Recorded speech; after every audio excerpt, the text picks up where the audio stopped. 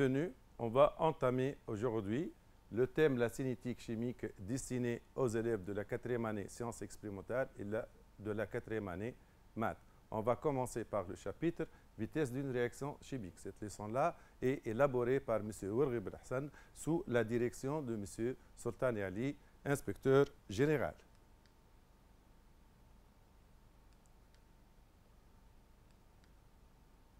On va commencer par la situation déclenchante.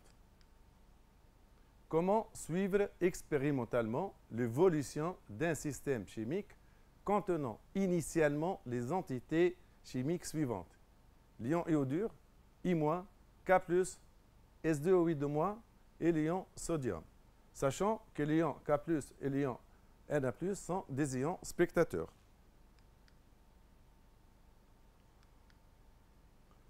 Implication. Écrire l'équation de la réaction qui a lieu dans le mélange, sachant qu'il s'agit d'une réaction d'oxydoréduction car on a un transfert des électrons entre les réactifs.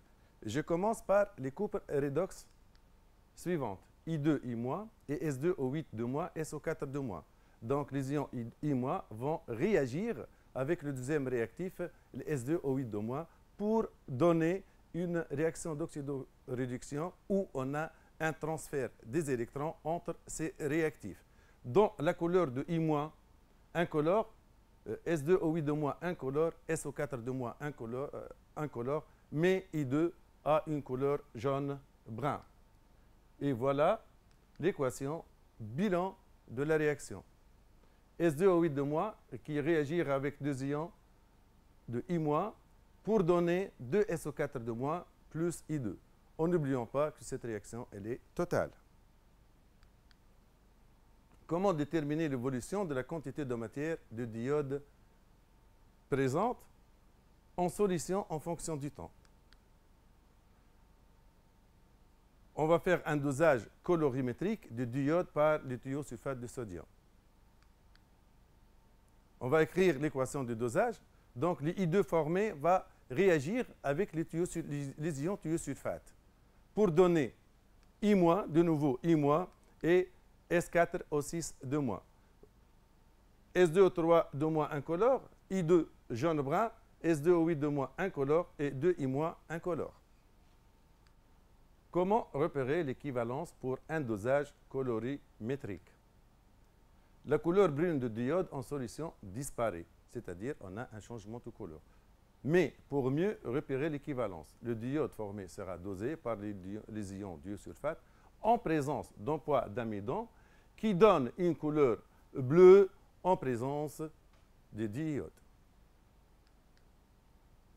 On va passer maintenant, mes élèves, à l'étude expérimentale. On va exploiter une animation qui représente le dosage de diode formé par les ions thiosulfate. On va voir le protocole de l'expérience. Dans un bécher de 250 ml, on introduit un volume V1 40 ml d'une solution S1 d'iodure de potassium, Ki, de concentration C1, 0,2 mol litre moins 1, et un volume V égale à 10 ml d'un poids d'amidon. On ajoute un volume V0, 0,5 ml à l'aide d'une burette graduée d'une solution aqueuse S de thiosulfate de sodium, de formule Na2SDO3, de concentration C0 égale à 0,2 mol litre moins 1. On ajoute au mélange un volume V2 qui est égal à 10 ml d'une solution aqueuse S2 de peroxydisulfate de potassium, K2S2O8, de concentration C2, 0,05 mol litre moins 1. Et on déclenche aussitôt le chronomètre. C'est l'instant 0. On note la durée T1, au bout de laquelle apparaît une coloration bleue dans la solution. À cet instant, on ajoute, sans arrêter le chronomètre, un second volume V0, 0,5 ml de la solution S.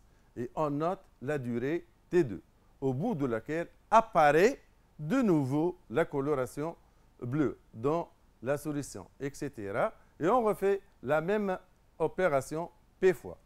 Première étape, Préparation du mélange réactionnel. On ajoute 40 cm3 de KI. On prélève 10 cm3 d'emploi d'amidon. On mélange les deux solutions. Et on ajoute 0,5 ml de Na2S2O3 et on déclenche le chronomètre à T égale à 0. On passe à la deuxième étape.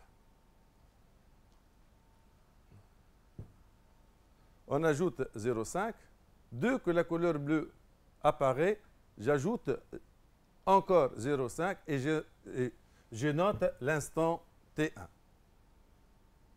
L'instant T1 représente où la quantité de matière de S2O3 de moi initialement introduite et disparaît totalement. On va refaire la même chose pour P fois. Et on résume nos valeurs dans un tableau récapitulatif. Donc, l'exploitation des résultats, exprimer la quantité de matière de diode Ni2 formée à différents instants en fonction de V. Volume de la solution de thiosulfate de sodium versé et C0. À l'équivalence où les réactifs sont pris dans les proportions stoichiométriques, nombre de moles de I2 égale à nombre de moles de S2O3 de moins sur 2, qui est égal à nombre de moles qui est égal à C0 fois V sur 2. Voilà notre tableau. À T égale à 0, on a un nombre de moles de I2 égal à 0, qui augmente au cours du temps, jusqu'à atteindre la valeur 0,45 millimoles. À partir de 69 minutes, le nombre de moles de diode ne varie plus. On obtient la courbe qui représente le nombre de moles de I2 en fonction du temps.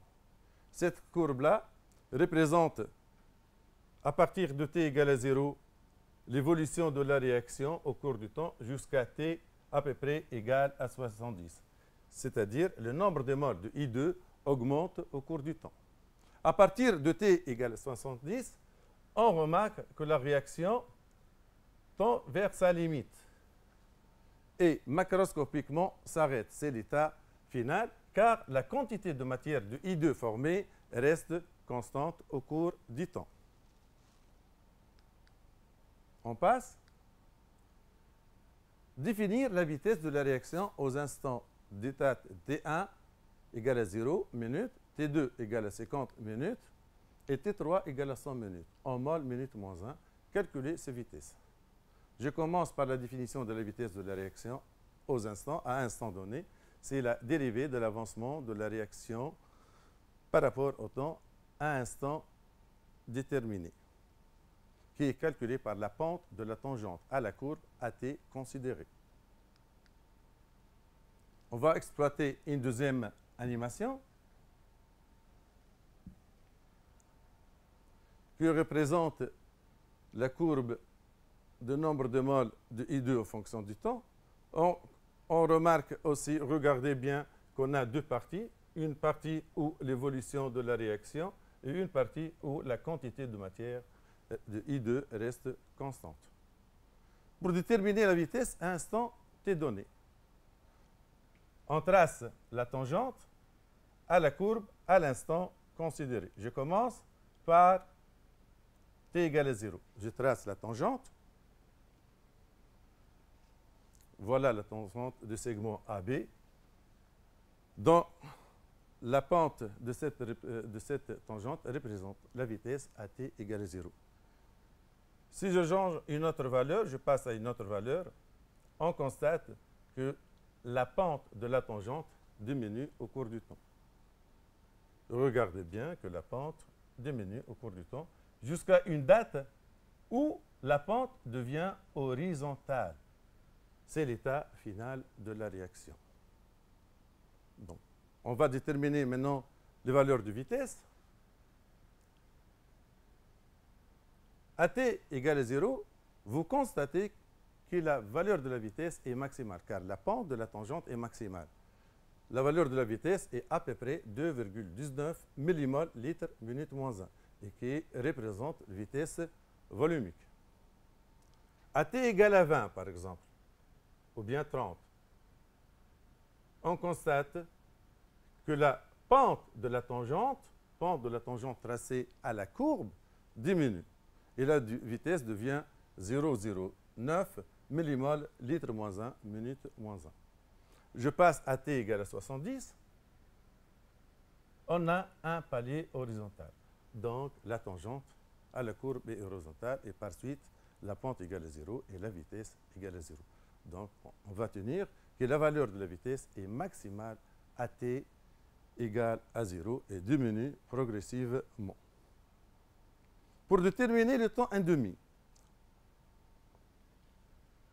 on va afficher t1,5. Le temps 1,5 est défini la durée au bout de laquelle le réactif limitant est consommé à moitié. Dans le cas d'une réaction totale, le réactif limitant, c'est X max, donc X1,5 égale X max sur 2. Mais pour des réactions limitées, X1,5 est égal à XF sur 2. Dans notre cas, voilà, c'est l'intersection ou bien c'est l'abscisse T1,5. Déjà, on le lit directement de la courbe.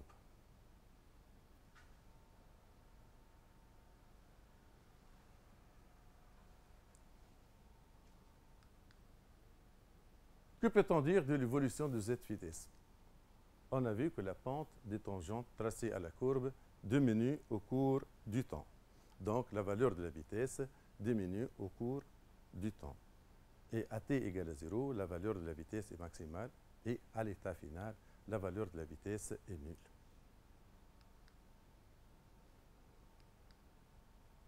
Donc, la vitesse de réaction diminue au cours du temps car la concentration de réactif diminue au cours du temps.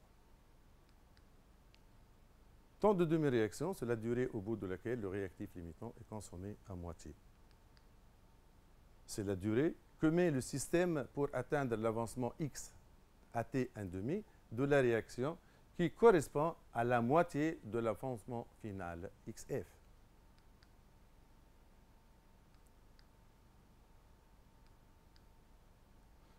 Donc, xt1,5 est égal à xf sur 2. Déterminer l'instant pour laquelle la vitesse moyenne entre les instants t1 et t2 est égale à la vitesse instantanée. C'est-à-dire à quel instant la valeur de la vitesse instantanée est égale à la valeur de la vitesse moyenne entre ces deux instants. Sachant que la vitesse moyenne est égale à la variation de delta n par rapport à delta t.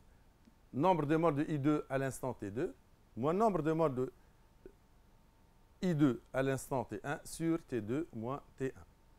On retourne à notre courbe qui représente le nombre de moles de I2 en fonction du temps. On trace une droite delta passée par deux points considérés appartenant à la courbe à l'instant t1 et t2. Deux droites parallèles ont la même pente. Donc, si je trace une droite parallèle à cette droite delta, tangente à la courbe, je trouve que la vitesse instantanée est égale à la vitesse moyenne car ils ont la même pente. Je trace une deuxième droite parallèle à la droite rouge et je relève l'instant considéré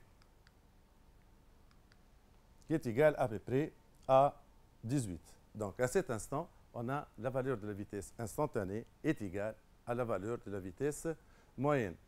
Et la détermination de cet instant se fait seulement graphiquement. Qu'est-ce qu'on va retenir?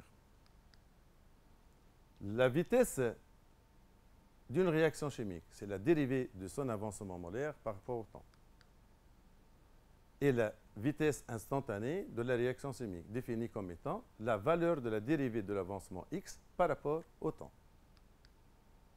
La vitesse volumique V en fonction du temps d'une réaction chimique est donnée par l'expression suivante.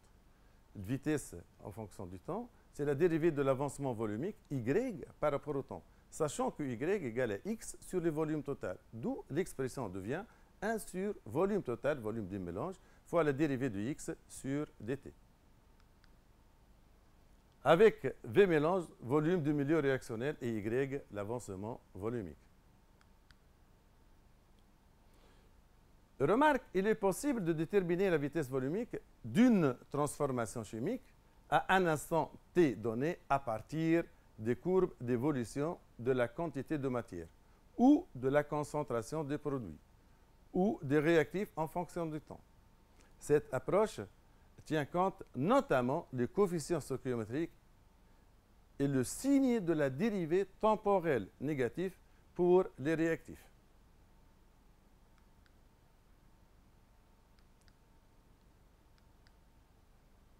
À partir de l'expression de l'avancement x d'une réaction chimique, symbolisée par une équation de type petit a grand A plus petit b grand B, mais donne petit c grand C et petit d grand D, avec petit a, petit b, petit c et petit d sont les coefficients stoichiométriques, et se produisent dans une même phase de volume V constant, exprimer la vitesse de la réaction en fonction des concentrations des entités chimiques prenant par l'évolution d'un système, c'est-à-dire la relation entre la vitesse et les concentrations.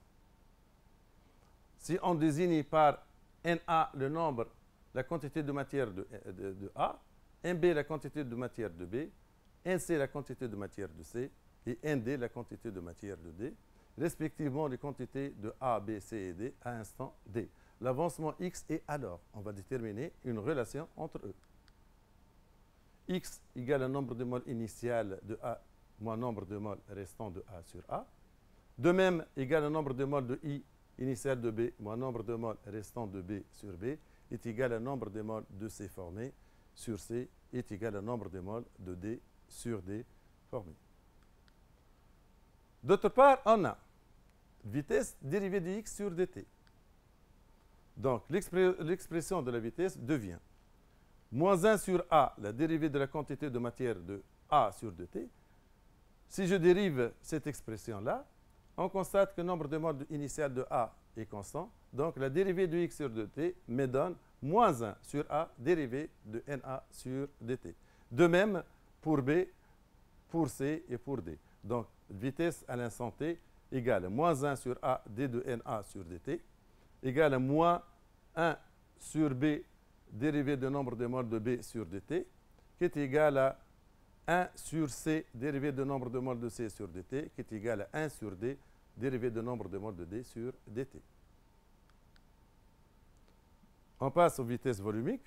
Vitesse volumique, c'est 1 sur volume total fois la vitesse de la réaction, qui est égal à moins 1 sur A fois la dérivée de la concentration du réactif A sur dt, égal à aussi moins 1 sur B fois la dérivée du réactif B par rapport au temps, la dérivée de la concentration de B par rapport au temps, qui est égale aussi à 1 sur C fois la dérivée de la concentration de C formée par rapport au temps, et égale aussi à 1 sur D fois la dérivée de concentration de grand D sur dt. Notez bien aussi que la valeur de la vitesse est toujours positive. On va étudier ensemble une application concernant cette partie. On attaque une masse petit m 0,40 g de copeaux de magnésium pur, de masse molaire 24,3 g par mol, par VA 20 ml d'acide chlorhydrique, H3+, et les ions Cl-, de concentration molaire Ca égale à 0,1 mol litre moins 1. Et on recueille par déplacement d'eau le dihydrogène H2 formé. On note Vg, volume du gaz, le volume de gaz recueilli à la date T. La courbe de la figure ci-dessous donne l'évolution du volume du gaz en millilitres en fonction du temps, avec le volume molaire des gaz égal à 24 litres par mol. Et vous voyez bien qu'on a aussi dans cette courbe, on a deux parties. Une partie où il y a l'évolution de la réaction et une deuxième partie où le volume du gaz reste constant. Comme on a vu tout à l'heure, la quantité de matière de I2 reste constante. On commence par la question numéro 1. établir l'équation bilan de la réaction supposée totale. On sait que les réactions d'oxydoréduction, ce sont des réactions totales.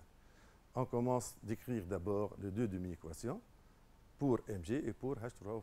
Puis l'équation bilan. C'est une réaction totale. Demi-équation numéro 1, Mg donne Mg de plus 2 électrons. Demi-équation 2, 2H3+, plus 2 électrons, donne H2 plus 2H2O. Et vous voyez bien qu'on a équilibre de point de vue 2 électrons et équilibre de point de vue charge. Donc l'équation bilan est la suivante. Mg plus 2H3+, me donne Mg de plus H2 gaz, plus 2H2O. La deuxième question. Calculer les quantités de matière initiale de réactif. Cette question-là est très simple. Nombre de moles de Mg, c'est la masse molaire. Au nombre de moles de H3+, c'est C fois volume de la solution. N0 de H3+ égale à CaVa, qui est égal à 2 10 moins 3 moles. N0 de Mg égale à masse sur la masse molaire, 0,4 sur 24,3, qui est égal à 16,5 moles. Déterminer alors le réactif limitant. D'après la relation de proportion stoichiométrique, nombre de moles de Mg égale à 1,5 nombre de moles de H3+. Et tout calculé, on trouve que H3+ représente le réactif limitant, car 2 10 moins 3 sur 2 égale à 10 moins 3 est inférieur à 16,5 moles.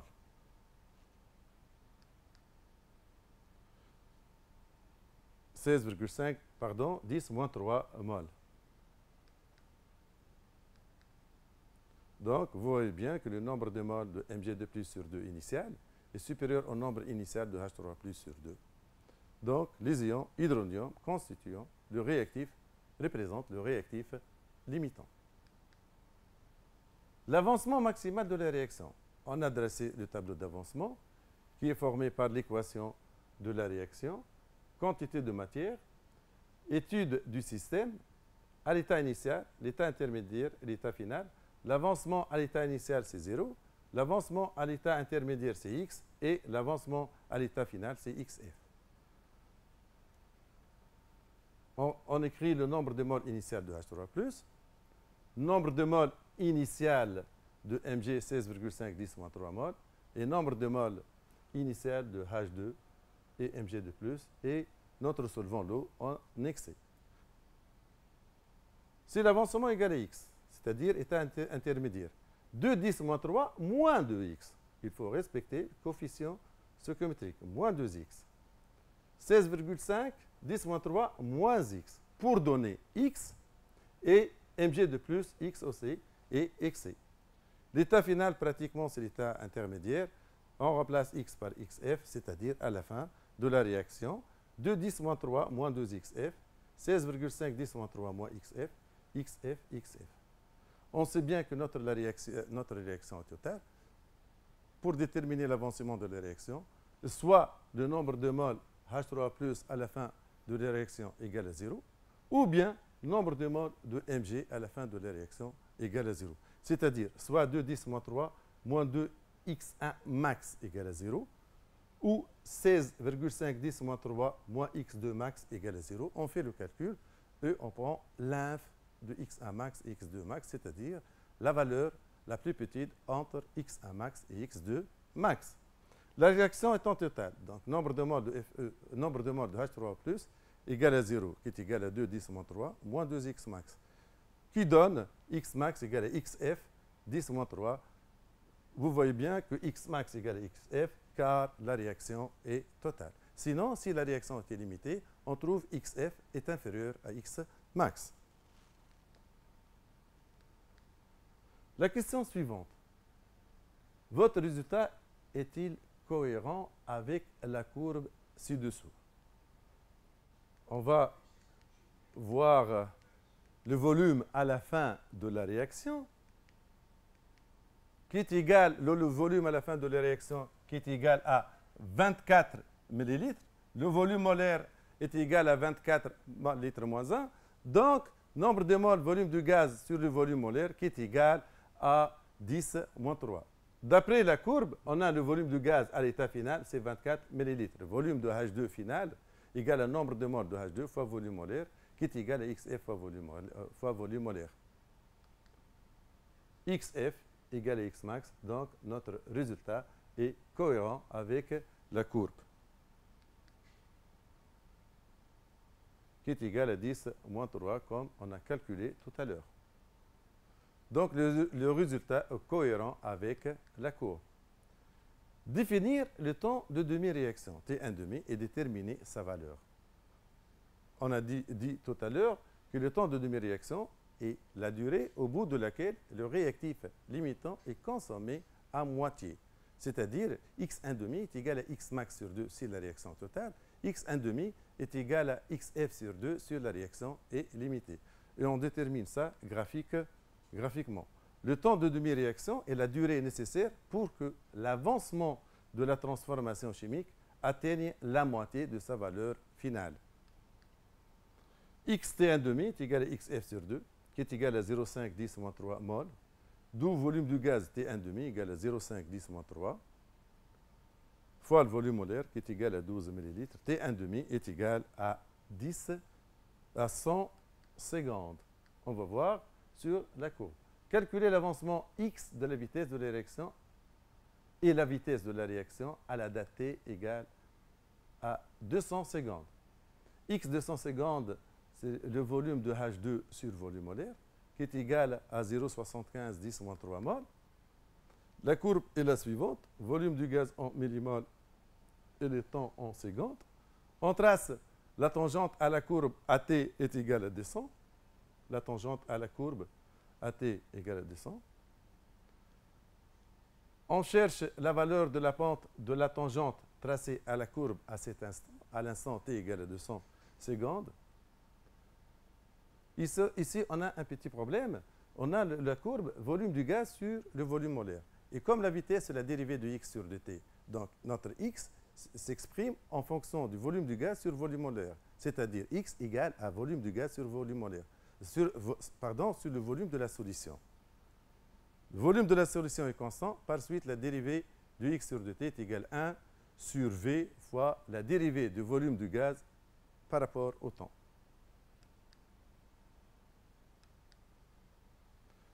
V 200 à 200 secondes, dérivée de x sur dt est égale à 1 sur volume molaire, la dérivée du volume du gaz sur dt, qui est égale à la pente de la tangente à la courbe AT égale à 200, qui donne la valeur suivante.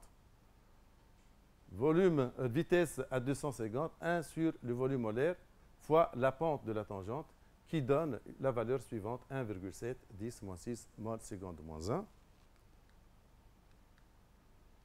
Merci pour votre attention.